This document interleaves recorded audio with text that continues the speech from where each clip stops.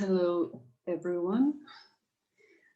So this text is a small part of a different independent study about certain protest movement that took place in 2011 in North Macedonia under the hashtag of Protestiram. This text is written between 2015 2016, around the time we first applied for the course project in the Creative Europe, on the Creative Europe Open Call in 2016-2017. And we used this excerpt internally just to open a conversation about different approaches in which we can analyze social movements, democratic practices, or to use it as a basis upon which we can construct the chorus, especially in the second part of Oresteia, the part that we, the Macedonian team, worked on. So the purpose was how to translate the political activities of the citizens into theater, some kind of theater performative language. In further analysis of the protests as a performance, my referral to performing the protest strives not to limit the protest as manipulative or even artistic, but to redirect the focus of research on how social performances are aware of others being aware of our actions. For greater clarity, the analysis of the protests on the continuum from as performance to is performance are divided into three groups of elements. In the first group, I look at the indirect elements that would connect the protests and everyday human behavior with the performance. In the second transitional group, on this continuum, I identify the actions that already visibly receive their form of deliberately trained more than twice repeated symbolic actions, like sitting demonstrations and occupations of the intersections, or the protests, the symbolic protests in front of the Macedonian parliament, and so on. The third point, at the other end of the continuum, represents the comparative analysis of the performance Antigone, which was the performance with which the protest movement signed off. It was like the end of the protest movement, where the borders between the audience and the performers are clearly drawn out. Here, part of the participants perform at the stage of the amphitheater behind the Mother Teresa Memorial. They are acting. They take the representational role of the ancient chorus, of the characters that are in Antigone, and so on. The space is also used as an amphitheater, divided into stage and auditorium, in contrast to the way it was used during the protests as an open assembly, where, due to horizontal position of the organization, everyone takes an equal part in the protest, intertwining the role of audience and speaker simultaneously. Furthermore, I analyzed the first two groups of recognizable and unrecognizable elements in the frame of the so-called happenings. From this point of view, the happening created by Michael Kirby in early 60s would sound like a vacant term that resonates from the era of modernism. But on the other hand, while it introduces the modernist sensibility of the current moment, at the same time, it prepares the stage for the postmodernism of the 80s. In his most notable book entitled The Happening in 1965, Michael Kirby explores the roots of the happening, trying to define them as a form that is intentional, but consisting of diverse illogical elements, and performances outside of some sort of designated matrix, yet organized in a separate structure.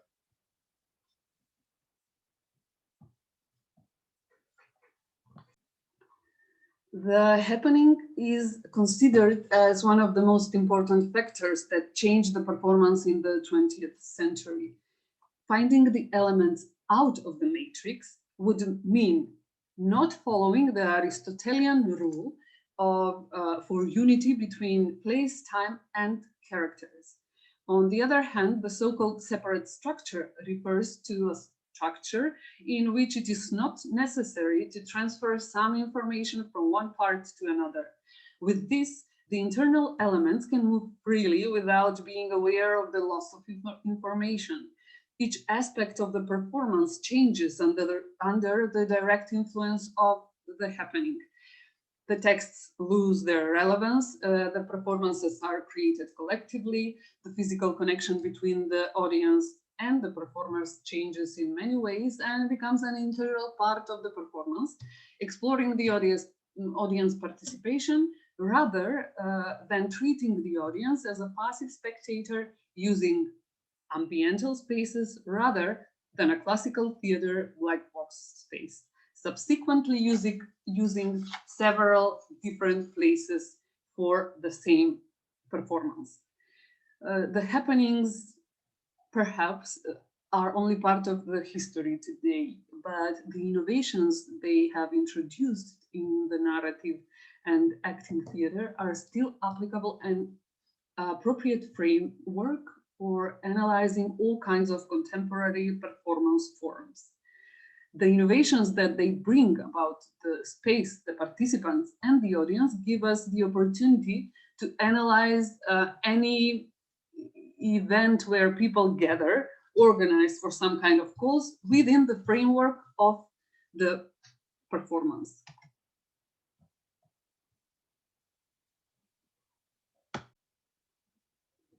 The determination of each space as a scene in which a certain action takes place determines the postmodern as a socially produced space.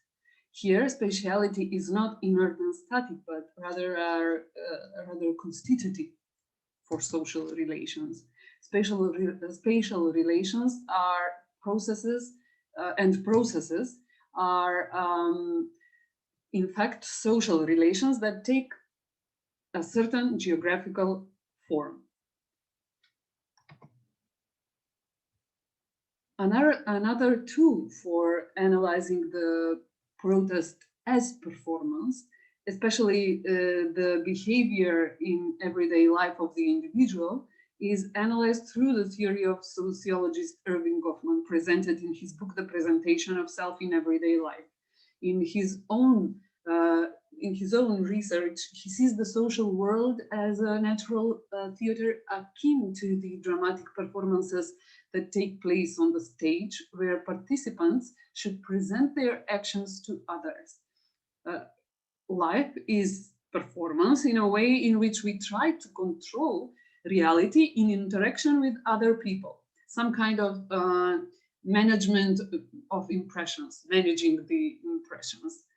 Goffman uses the term performance to denote the overall activity of the individual that takes place during the period of his uninterrupted presence in front of certain observers who have some influence.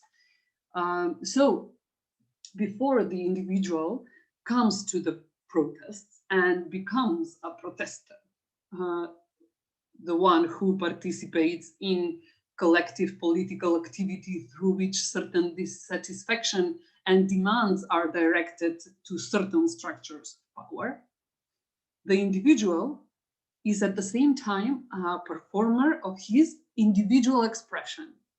By getting in touch with others, the individual organizes the activities in such a way that gives others the impression of him, her challenging the others, or something like that. So I will allow to to speak in the first person for this part, because I was a direct participant in these protests. So before I go to the protests, at the same time I play my role in relation to my gender, patriarchal social expectations from me on how I should behave, I dress, I think, I live, the class role, the role of someone who opposes all these, for example, so my manners and so on. So to play all these roles, I use some kind of standard expressive repertoire, which over time I unconsciously insert in my performance. Hoffman calls this part of the performance a facade. Facade is a suitable title for that part of the performance of the individual who regularly functions in a general way in order to define the situation of those who observe the performance. This concept of Goffman that people constantly act has not gone without criticism, because it insinuates that every action exists to manipulate someone else. But the way Hoffman understands human behavior should not lead us to conclude that it is pure manipulation, that people hide what they really are and that they cynically try to realize their interest at all cost. But for him, man is a reflexive creature with certain feelings. Despite that, sometimes people are really trying to manipulate other people or opinions of the public, especially when it comes to politically colored requests. He stresses that reality is not something out there, but something that the individual is constructing while linking infinitely many sensory data with their possibilities. Everyone is simultaneously a viewer and an audience, and in that interaction they jointly contribute to the definition of the situation. This interaction can be defined as mutual interaction of individuals with the activity, where they are in direct physical presence. Performing the stage role through its facade in front of the audience sets up many abstract demands and requirements. This is one of the ways in which the performance is more publicized, shaped, and changed so that it responds to the perception and expectations of the society in front of which it is performed. One of the standard parts of the facade is the stage. In this case, the scene becomes kind of a personal scene that will represent each spatial point of meeting between the performer and the observer. It is limiting to consider the function of the performance only from a personal perspective, because it can obscure important differences in the function that the performance has in the interaction as a whole. Thus, in the performance in everyday life, the performer and the observer become a performing team, or shortened team. More precisely, any group of individuals who cooperate in a single stage role. The personal scene, furthermore, is sending this team to the protest event, where participants bear their role of daily life with themselves through their activities.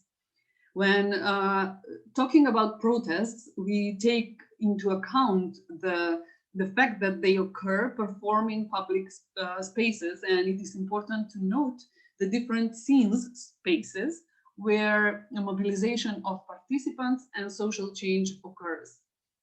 For example, if we are again referencing Hoffman, it would be back and front stage. So the so-called backstage, behind the scenes, could be defined as the stage where the participants plan and recruit. In the case of the protest movement, Protestiram, that would be the internet space. due to the fact that Stop Police Brutality is organized on social networks, where Protestants gathered under a certain hashtag. First, it was Daniel, when the exact victim's name was not known. Then it was Martin, and then finally, when it became a movement, it went under the hashtag of Protestieren. Some sort of transient scene would be the physical place outside the internet space where participants are physically doing their communication and where they prepare for the event. That space would be the amphitheater behind the Mater Teresa Memorial in Skopje, which simultaneously represents the assembly in which all the participants were introduced to each other and on an equal footing because of the horizontal placement without a leader, where they discussed and planned the course of the events, where signatures were signed, the legal requirements were assembled, the routes for protesting for that day were determined, the manner in which the protest would be expressed. Rotating working groups were formed for everyone to contribute equally. The slogans were assembled, the props were made, flags, banners, etc. Concerts were held, and the rehearsals for the final performance, Antigone. In other words, everything was going on in this transient scene. The front stage is the place where the protest event occurs. The scene gets a double meaning, both as particular scene in the mobilization process and as a scene where the symbolic action is performed. The front stage is not fixed. It is socially produced, not inert and static, but constituted by social relations. Social relations and processes are in fact social relations that take a certain geographical form. There is only one fixed space-time point that was every day at 6 at the Mother Teresa Memorial. In the first days of the protest, protests are characterized by very little, almost no deliberate aestheticization. They consist mostly of gatherings of the protestants at the appointed place, marching in the streets and shouting the slogans. But what makes not only a political but also a symbolic performance is the fact that it is derived from someone to be seen by someone else in a certain physical and cultural optic context. Walking along the streets and shouting the slogans, "Stop police brutality," "Enough silence," "Come with us," "Get down," "Get off your coffee," literally translated, and so on, suggests that the Protestants are calling the spectators, the incidental passers-by and observers from nearby buildings that do not protest, to join them, asking them to solidarize. Protestants, as performers of the protest, were mainly trying not to be anyone or anything other than themselves, nor did they pretend to be in another time and space different from that of the viewer. The only concrete aesthetized symbolic action in the early days is the one you can see on these photos. When the protesters at the place where Martin Neshkovsky was killed, Square Macedonia in Skopje, the protesters were making a chalk draw, a figure of the fallen man, like a symbol taken from the Crimean technique, where the Crimean technique finds the victim, like we see in criminal films. Furthermore, they lit candles at the place, a ritual act in the spirit of the Christian tradition, making it some kind of a temple where they pay respect to the victim. As the protests progressed, the need for greater visibility increased. Ripping up protest events as performance underscores the need for aesthetic fusion in the symbolic nature of the collective action. only to attract the attention of the observer and cause emotional echoes to change the human perception of a particular problem. The reconciliation of various human thoughts and feelings with the expression of complaints and requests through protest performance confirms the cultural significance when power defines the situation and the means by which social problems will be addressed. So besides the usual walk in the streets, wearing banners and whistles and props and shouting slogans, the protesters turned to occupying the intersections by sitting, passive sitting demonstration characteristic of pacifist demonstrations like those of Gandhi. The occupation of the intersections is intended to directly intrude and shake the daily routines of other citizens who need to hear what the reason for the protest is, not only as mute observers, but directly to be drawn down and eventually to become active protesters. A further step in the aestheticization of the protests are the three performances that are played before the Assembly of the Republic of Macedonia. The first one is entitled Let's Hug the Assembly, Let's Hug the Parliament, where the protesters got hand in hand surround the Parliament of Republic of Macedonia. The aim is to put pressure on the MPs to speedily and more effectively solve the problem and fulfill the protest requests. At this stage of the protests, the slogans no longer apply only to the audience, the passers-by and monitors that need to join, but also the officials who need to make the change. The second performance is kind of an upgrade to the sitting demonstrations, but now the protestants sit on the street in front of the parliament and hold props in their hands, a piece of cardboard drawn as a piece of jigsaw puzzle.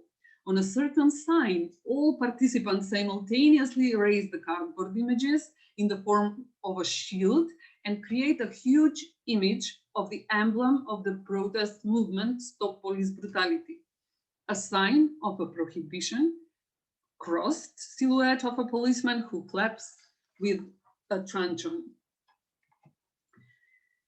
The third performance, in the third performance, the protestants lie on the pavement in front of the Parliament of the Republic of Macedonia.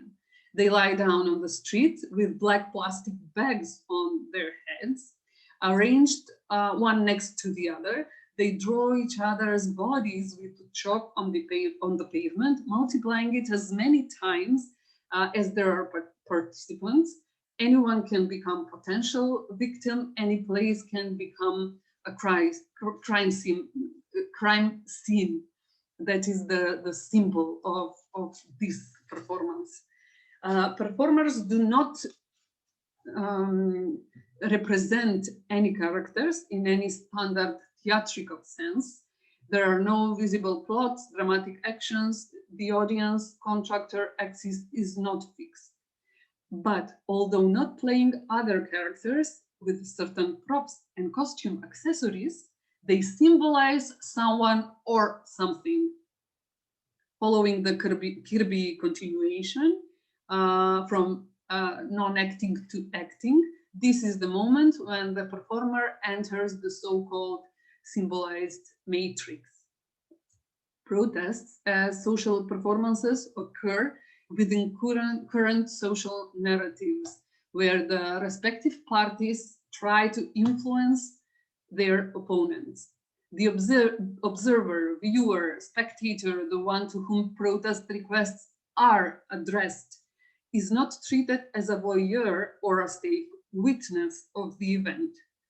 Protesters lure, attack, and provoke him to become an integral part of their performing act, as a participant in the protest or as someone who will respond to requests, a call for action.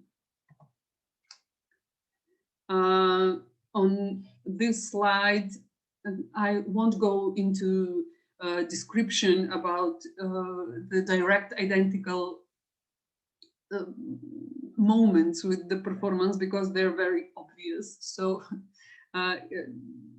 it is something that we can all see and understand. The contemporary way of protesting and organizing the protest divides its interconnected relationship between aesthetics and politics in two ways, live and online. Contemporary space is a hyperspace that is characterized by the inability of the subject to locate himself physically, spatially in the world.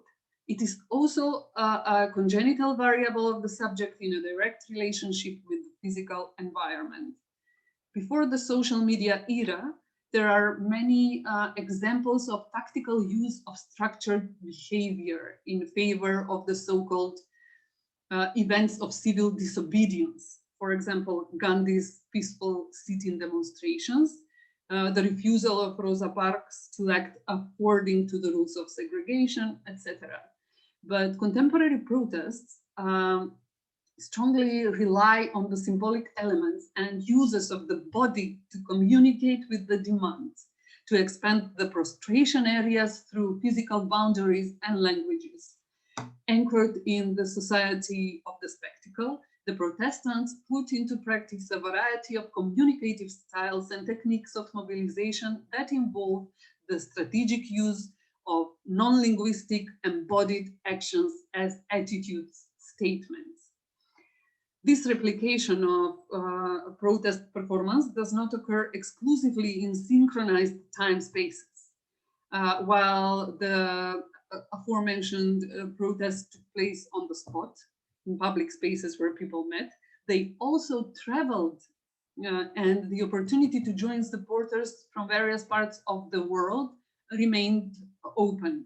In addition, people who tracked the information via YouTube videos or this Facebook shared demonstration, they contributed to the proliferation of online protests. Activities mean, all these online activities mean some kind of digital repetition of what, for example, the sound of pots and pans achieved in the street, achieved in street protests. These digital assets make the protest remarkable and give them the opportunity to be easily monitored. Physical and digital are intertwined and feed from one another. Modern protests occurring in many places are causing scientists to rethink their perception of embodiment outside the biological body, as well as their insights on the site, the performance complicating previous understanding of site specificity. Online performances are expanding in ways in which the performance is redefined as an embodied in situ and live event that comments and intervenes in current transnational digital capitalism.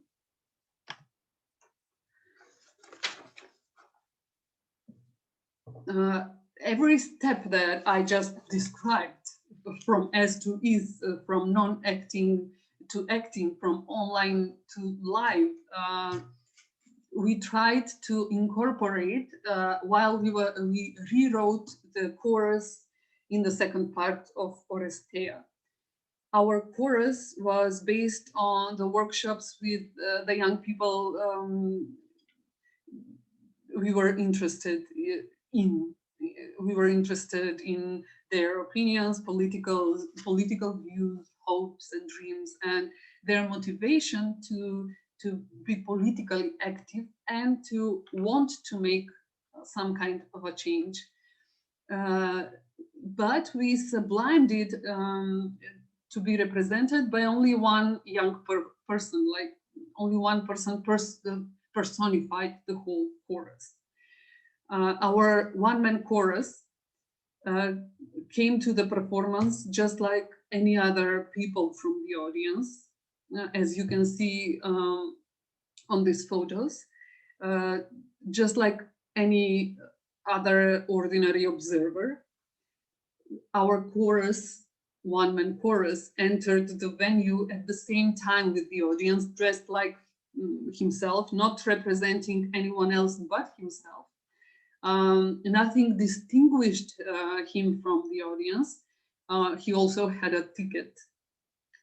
And here we can say that those are the unrecognizable elements. We can see the unrecognizable. On the second photo, we can see our one-man chorus sitting among the other people in the audience.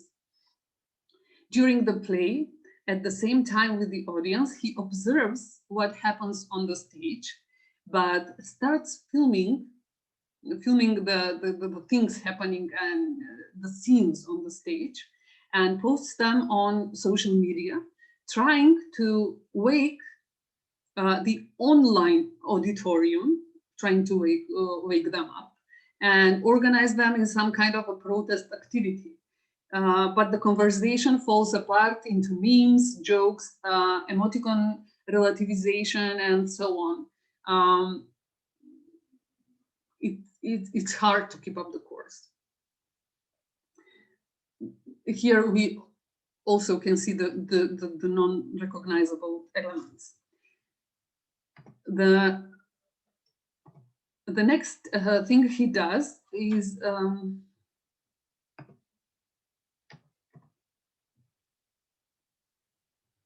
so this was when he goes online, and how the chat and the comments go. Next thing he does is stand up from his chair in the audience. We can see that on the first photo. He stands up from the audience, and now he embodies his online personality, because the audience at our performance for the first time sees the chorus online, is aware that the chorus exists online. Is not aware of that the member of the chorus is between them, among them. He embodies the online personality, transferring him live in front of them. He addresses the audience on the spot, enters the stage, and from there he tries to persuade them to act, all of them together. He doesn't represent anyone but himself. And this is some kind of a transitional scene between the transformed but recognizable and his performance. He separates from the crowd. Next, he enters the symbolized matrix. Next, he enters the Oresteia world by stopping Orestes and trying to persuade him not to continue with the killings, taking on the role of the chorus, speaking in ancient drama language, speaking in verse, and for the first time, our chorus speaks in verse in other language. Previously speaks like a common everyday language or the internet language when it is online. In the last scene of the chorus, we see the young man performing one-man protest, shouting slogans we gathered from the workshop, like short answers on the question, what is democracy?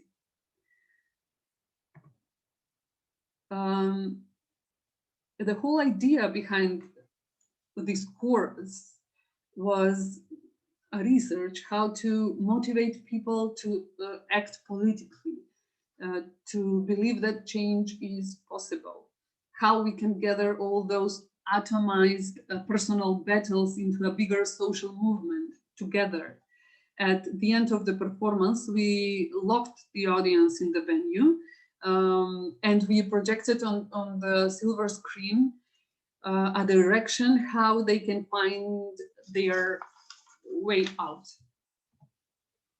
They need to find the envelope on their chair, which has a piece of a jigsaw puzzle. A puzzle, they need to assemble all the puzzles together. And when they finally successfully assembled the puzzle, we unlock them. So on the answer, the conclusion from all the short answers we got on the question, what is democracy? The conclusion would be that democracy cannot dwell in a system where there are no fundamental postulates of law enforcement, which enables limitless power to the ruling class. The people must fight to regain those postulates or to join them. As long as we take no responsibility, we will establish no democracy. Moreover, we cannot discuss democracy in 21st century Europe when whole territories that geographically belong to Europe are not part of the Union, adding the fact that the neoliberal logic of ruling in the Union itself persistently deepens the social discrepancy. Finally, it really doesn't matter whether Orestes slaughters Clytemnestra, because regardless of the result, a new law will be devised to protect the interests of the ruling class, as it will be later done in Oresteia. So now enjoy the next thing on the program, and I think it is the digital version of Oresteia, Една четвъртина. Thank you for your attention.